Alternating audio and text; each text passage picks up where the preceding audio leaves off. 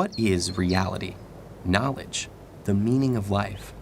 Big topics you might tackle figuratively, explaining existence as a journey down a road or across an ocean, a climb, a war, a book, a thread, a game, a window of opportunity, or an all too short-lived flicker of flame. 2,400 years ago, one of history's most famous thinkers said life is like being chained up in a cave, forced to watch shadows flitting across a stone wall. Pretty cheery, right? That's actually what Plato suggested in his Allegory of the Cave, found in Book 7 of the Republic, in which the Greek philosopher envisioned the ideal society by examining concepts like justice, truth, and beauty. In the allegory, a group of prisoners have been confined in a cavern since birth with no knowledge of the outside world. They are chained facing a wall, unable to turn their heads, while a fire behind them gives off a faint light. Occasionally, people pass by the fire carrying figures of animals and other objects that cast shadows on the wall. The prisoners name and classify these illusions, believing they're perceiving actual entities. Suddenly, one prisoner is freed and brought outside for the first time. The sunlight hurts his eyes, and he finds the new environment disorienting. When told that the things around him are real, while the shadows were mere reflections, he cannot believe it. The shadows appeared much clearer to him, but gradually his eyes adjust until he can look at reflections in the water, at objects directly, and finally at the sun, whose light is the ultimate source of everything he has seen.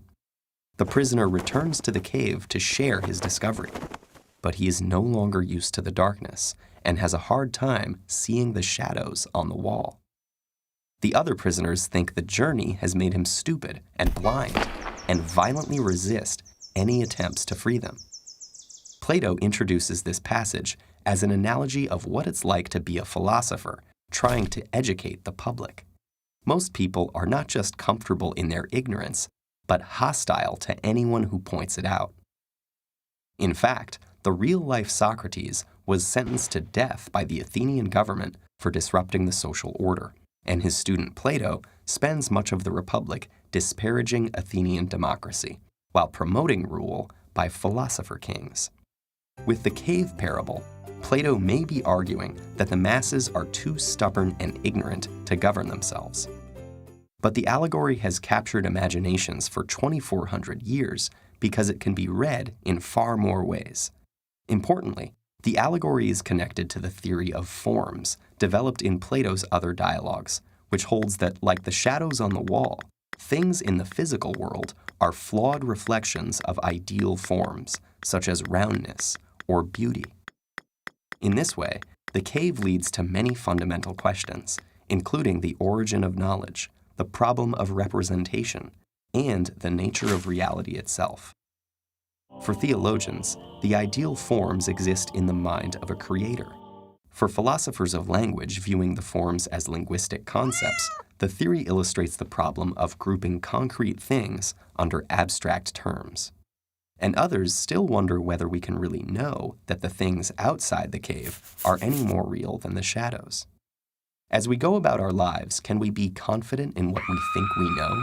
Perhaps one day a glimmer of light may punch a hole in your most basic assumptions. Will you break free to struggle towards the light, even if it costs you your friends and family? Or stick with comfortable and familiar illusions? Truth or habit? Light or shadow? Hard choices, but if it's any consolation, you're not alone. There are lots of us down here.